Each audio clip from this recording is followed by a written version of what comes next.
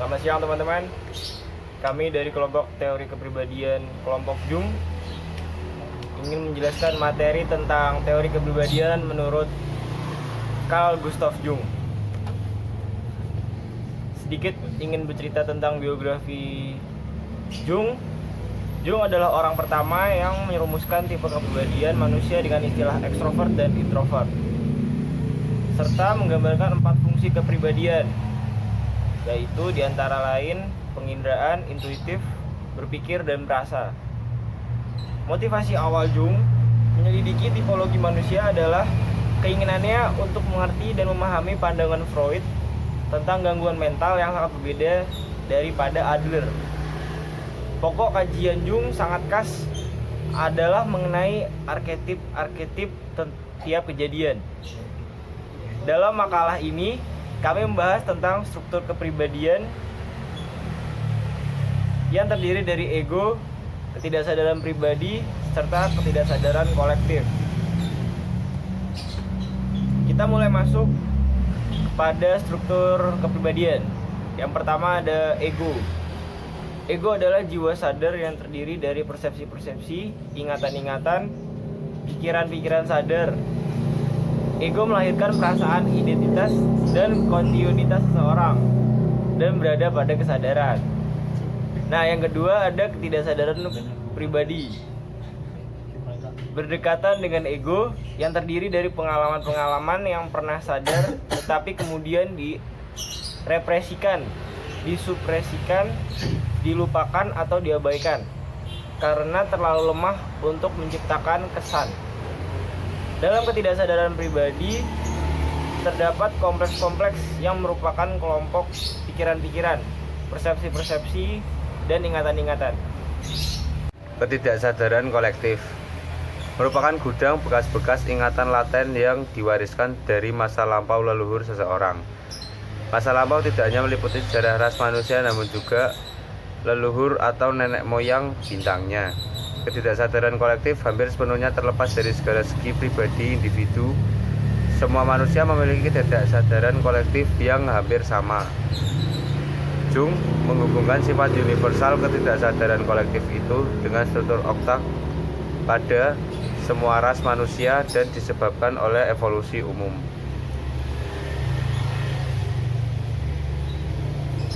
Arketipe. Arketipe adalah suatu bentuk pikiran, ide universal yang mengandung unsur emosi yang besar. Bentuk pikiran ini menciptakan gambar atau visi yang dalam kehidupan normal berkaitan dengan aspek tertentu dari situasi. Asal-usul arketipe merupakan suatu deposit permanen dalam jiwa dari suatu pengalaman yang secara konstan terulang selama banyak generasi. Misalnya banyak generasi yang telah melihat matahari terbit setiap hari. Pengalaman berulang yang mengesankan ini akhirnya tertanam dalam ketidaksadaran kolektif dalam suatu bentuk arketipe dewa matahari, badan angkasa yang kuat, berkuasa, dan pemberi cahaya. Mitos mimpi, penglihatan upacara agama, simptom neurotik dan psikotik, serta karya seni merupakan sumber pengetahuan paling baik tentang arketipe. Yang selanjutnya adalah persona. Persona adalah topeng yang dipakai pribadi sebagai respon terhadap tuntutan-tuntutan kebiasaan dan tradisi masyarakat, serta tuntutan tentang arketipenya sendiri. Ia merupakan peranan yang diberikan masyarakat kepada seseorang yang diharapkan dimainkan dalam hidupnya. Tujuannya adalah untuk menciptakan kesan tertentu pada orang lain dan seringkali ia melupakan hakikat kepribadian sesungguhnya. Apabila ego mengidentifikasikan diri dengan persona, maka individu menjadi lebih sadar akan bagian yang dimainkannya daripada perasaan sesungguhnya.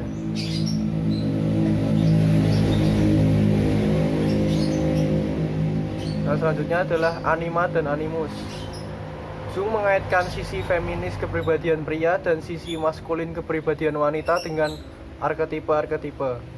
Arketipe feminim Pada pria disebut anima arketipe maskulin, pada wanita disebut animus. Arketipe ini ditentukan oleh kelenjar-kelenjar seks dan kromosom, namun juga ditentukan pengalaman di mana pria dan wanita hidup berdampingan selama beradab lamanya. Arketipe-arketipe tidak hanya menyebabkan masing-masing jenis menunjukkan ciri-ciri lawan jenisnya, tetapi mereka juga dapat tertarik pada lawan jenisnya. Pria memahami kodrat wanita berdasarkan animanya. Wanita memahami kodrat pria berdasarkan animusnya. Selanjutnya ada bayang-bayang. Bayang-bayang mencerminkan sisi binatang pada kodrat manusia.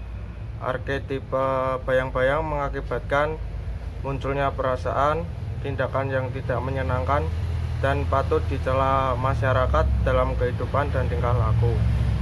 Selanjutnya, semua ini bisa disembunyikan dari pandangan publik oleh persona atau direpresikan ke dalam ketidaksadaran pribadi.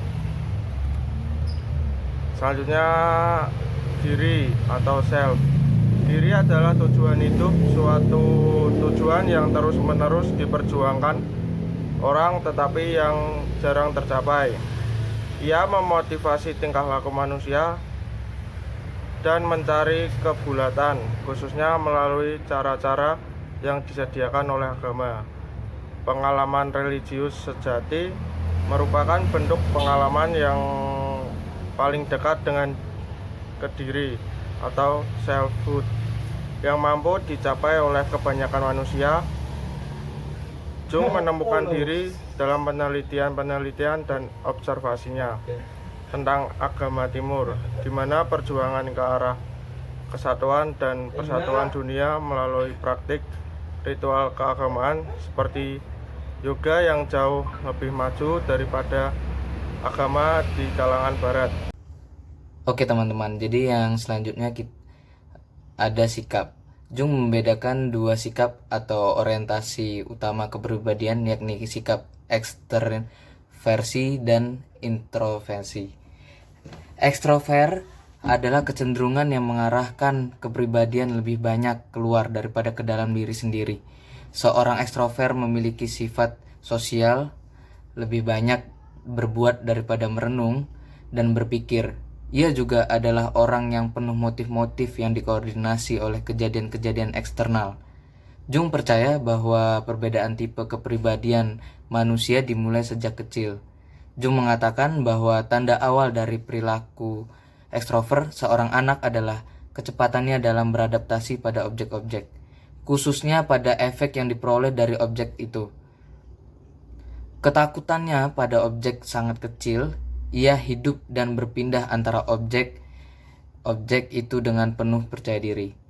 Karena itu ia bebas bermain dengan mereka dan belajar dari mereka. Ia sangat berani. Kadang ia mengarah pada sifat ekstrim atau sikap ekstrim sampai pada tahap resiko. Segala sesuatu yang tidak diketahuinya selalu memikat perhatiannya. Bentuk neurotik yang sering diderita oleh orang ekstrovert adalah histeria. Histeria akan semakin besar dan panjang untuk menarik perhatian orang lain dan untuk menimbulkan kesan yang baik juga bagi orang lain.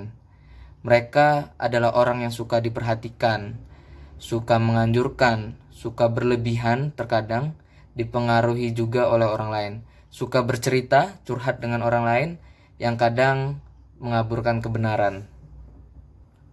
Nah, sementara itu introvert adalah suatu orientasi ke dalam diri sendiri. Secara singkat, seorang introvert adalah orang yang cenderung menarik diri sendiri dari kontak sosial.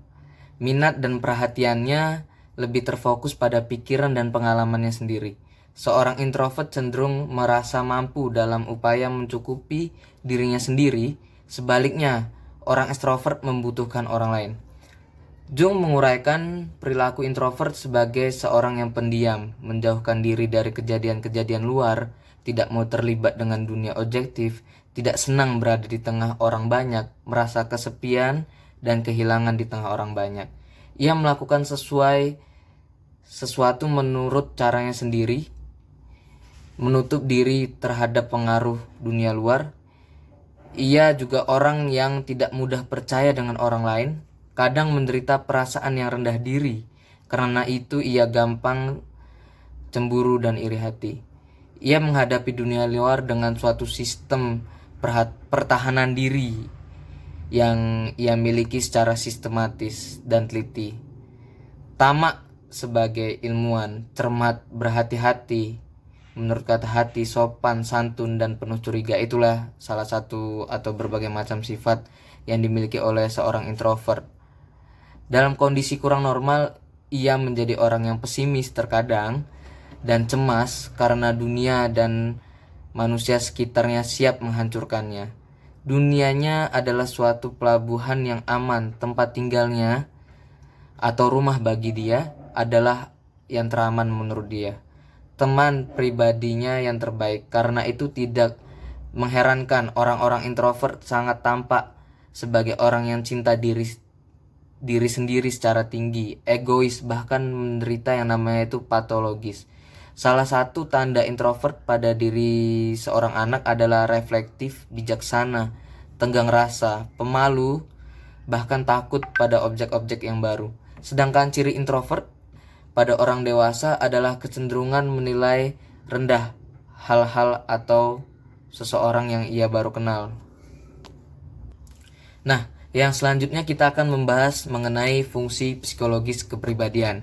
Yang pertama, perasaan adalah fungsi evaluasi. Ia adalah nilai benda-benda yang bersifat positif maupun negatif bagi suatu subjek. Fungsi perasaan memberikan kepada manusia pengalaman-pengalaman subjektif tentang kenikmatannya dan rasa sakit, amarah, ketakutan, kesedihan, kegembiraan, dan cinta dari yang dia miliki. Yang kedua ada penginderaan, adalah fungsi perseptual atau fungsi kenyataan. Ia menghasilkan fakta-fakta konkret atau bentuk representasi dunia. Yang ketiga ada intuisi, adalah persepsi melalui proses-proses tak sadar dan isi di bawah ambang kesadaran. Orang-orang yang intuitif melampaui fakta-fakta, perasaan, dan ide-ide dalam mencari hakikat kebenaran menurutnya. Yang keempat ada berpikir, melibatkan ide-ide dan intelek. Dengan berpikir manusia berusaha memahami hakikat dunia dan dirinya sendiri. Pikiran dan perasaan disebut sebagai fungsi rasio karena mereka memakai akal, penilaian, dan abstraksi serta generalisasi. Mereka memungkinkan manusia menemukan hukum-hukum dalam alam semesta. Pendirian dan intuisi dipandang sebagai fungsi irasional karena mereka didasarkan pada persepsi tentang hal yang konkret, khusus, dan aksidental. Oke, yang pertama, dinamika kepribadian. Energi psikis merupakan manifestasi kehidupan, yakni energi organisme sebagai sistem biologis. Energi psikis lahir seperti semua energi vital lain, yakni dari proses metabolik tubuh. Energi psikis tidak dapat diukur atau dirasakan, namun terungkap dalam bentuk daya-daya aktual atau potensial. Keinginan, kemauan, perasaan, dan perhatian dan perjuangan adalah contoh-contoh dari daya aktual. Dalam kepribadian, disposisi, bakat, kecenderungan, kehendak hati, dan sikap adalah contoh daya potensial. Yang selanjutnya, prinsip ekuivalensi. Prinsip ekuivalensi menyatakan bahwa jika energi dikeluarkan untuk menghasilkan suatu kondisi tertentu, maka jumlah yang akan dikeluarkan itu akan muncul di salah satu tempat lain dalam sistem. Prinsip ekuivalensi menyatakan bahwa jika energi dikeluarkan dari salah satu sistem, misalnya ego, maka energi itu akan muncul pada suatu sistem yang lain. Mungkin pesona atau jika makin banyak nilai direpresentasikan dalam isi bayangan kepribadian, maka nilai itu akan tumbuh kuat dengan mengorbankan struktur lain dalam kepribadian. Selanjutnya, prinsip entropi. Prinsip entropi menyatakan bahwa jika dua benda yang berada suhunya bersentuhan, maka panas akan mengalir dari benda yang suhunya lebih panas ke benda yang suhunya lebih dingin. Prinsip entropi yang digunakan Jung untuk menerangkan dinamika kepribadian menyatakan bahwa distribusi energi dalam psike mencari keseimbangan. Misalnya orang-orang yang terlalu ekstrovert terpaksa mengembangkan bagian introvert dari kodratnya. Kaidah umum dalam psikologi Jungian adalah setiap perkembangan yang berat sebelah akan menimbulkan konflik, tekanan, sedangkan perkembangan yang seimbang dari semua unsur kepribadian akan menghasilkan keharmonisan, relaksasi, dan kepuasan. Selanjutnya, penggunaan energi. Seluruh energi psikis digunakan untuk keperluan kehidupannya dan untuk membiakan spesies. Ini merupakan fungsi instinktif yang dibahas sejak lahir seperti lapar dan seks.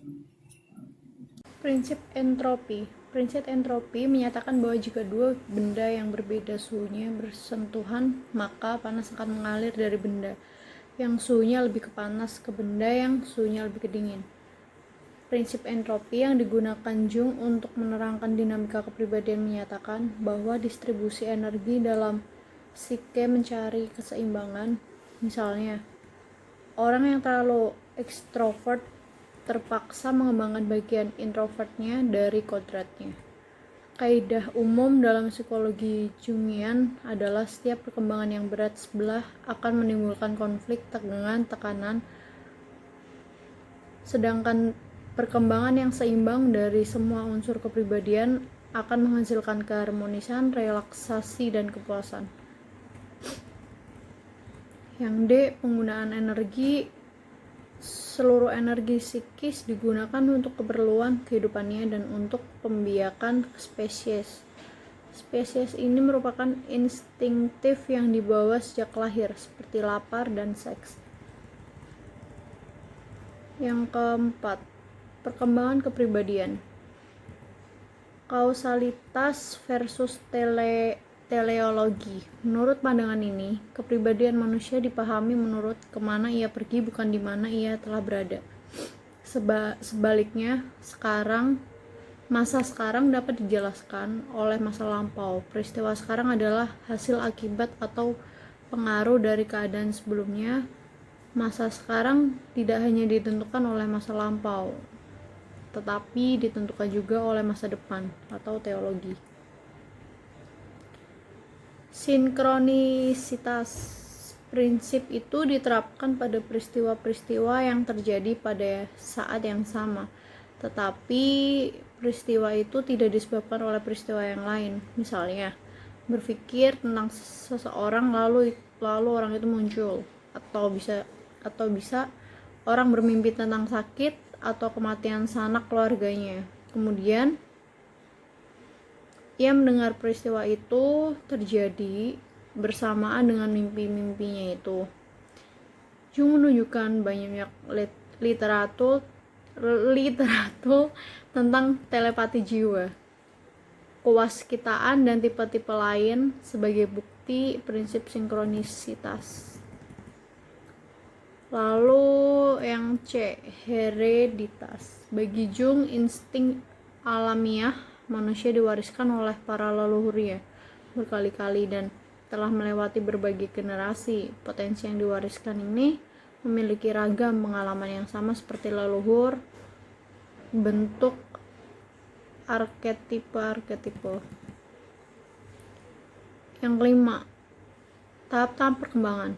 Dalam tahun ke tahun paling awal, libido disalurkan dalam kegiatan yang diperlukan supaya tetap hidup. Sebelum usia 5 tahun, nilai-nilai seksual mulai tampak dan mencapai puncaknya selama masa adolesen. Dalam masa muda seseorang dan awal-awal tahun dewasa, insting kehidupan dasar dan proses vital meningkat. Orang muda adalah penuh semangat, giat, impulsif, penuh gairah, dan masih banyak tergantung pada orang lain.